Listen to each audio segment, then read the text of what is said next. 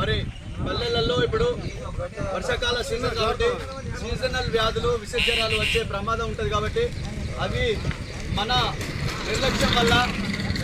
మన పరిసరాలు పరిశుభ్రంగా అపరిశుభ్రత ఉండడం వల్ల వస్తాయి కాబట్టి మనం అందరం కూడా మన పరిసరాలు మన ఒంటి పరిశుభ్రతతో పాటు మన ఇంటి పరిశుభ్రతతో పాటు మన పరిసరాలను కూడా పరిశుభ్రంగా ఉంచుకోవాలి అని తెలియజేయడం కోసం ఈ కార్యక్రమం కాబట్టి పద పద పద పద పదరా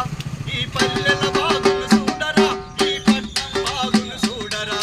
పద పద పద పద పదరా ఈ పల్లెల బాగులు చూడరా ఈ పట్టణం బాగులు చూడరా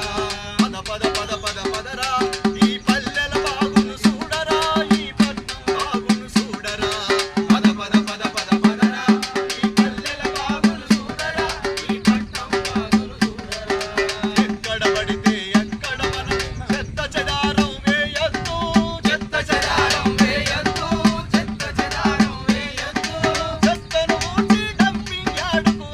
తరలించాలి మనమే తరలించాలి మనమే తరలించాలి మన పరిసరాలను పరిశుభ్రంగా అందరూ ఉంచాలన్నా పద పద పద పద పదరా ఈ పల్లెల బాగులు చూడరా ఈ పట్టణం బాగులు చూడరా పద పద పదే